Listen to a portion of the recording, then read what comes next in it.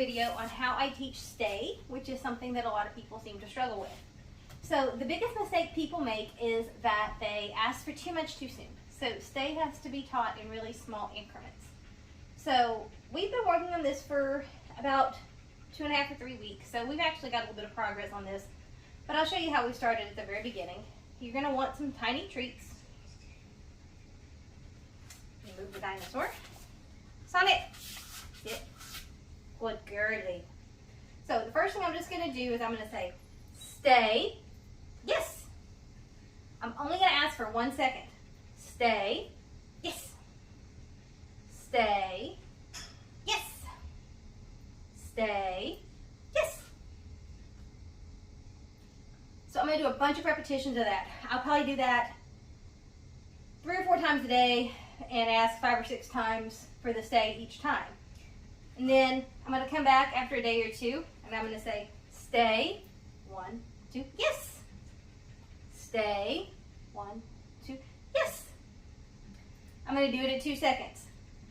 And I'm just going to steadily increase that amount of time. So after a couple of days, I may do 5 seconds. So I'll be stay.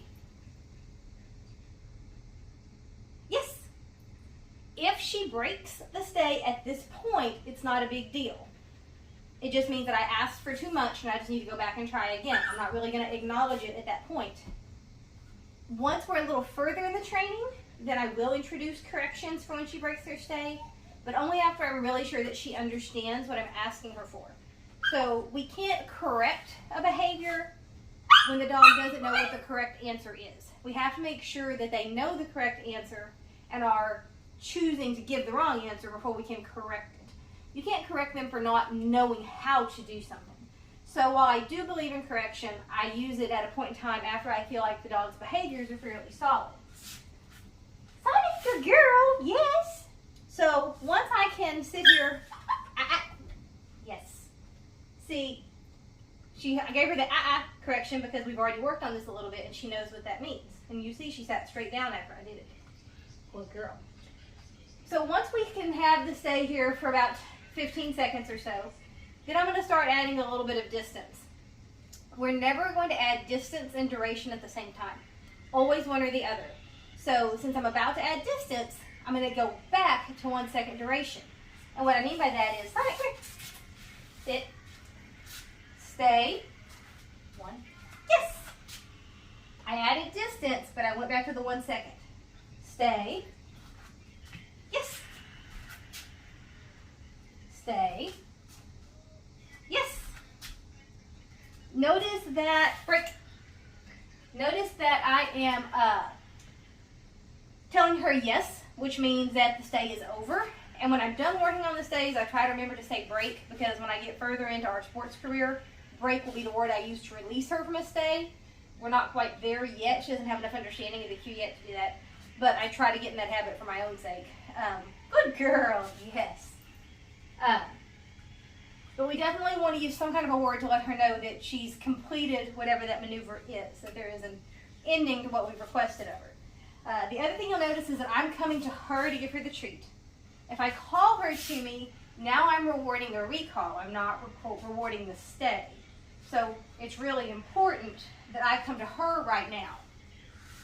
Also make sure that you're doing your stay in more than one position. And what I mean by that is, like we've been working with it at a sit, make sure that you try it at a down. Stay. Yes. Stay. Yes. And you're just going to slowly, okay, break.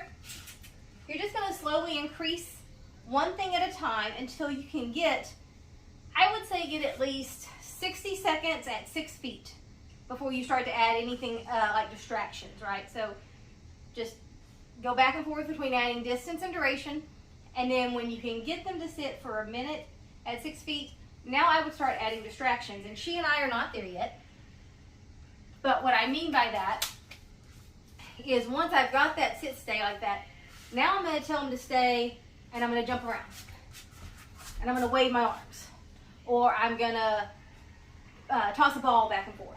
I might even, once I've really got that down, throw a toy past them. I may try running past them. That's one that'll get a lot of dogs that you think have, a really good stay, is when you run past them, they'll break their stay. So you just want to work on those 3 things: distance, duration, distraction, and never increase more than 1 at a time.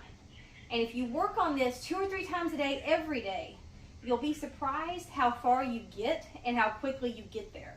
Within 6 weeks, I can take most dogs and be able to leave them on one side of the room, walk 30 feet across the room, and sit there for a minute without them breaking the stay, which is a really reasonable expectation, I think, if you're working on it every day.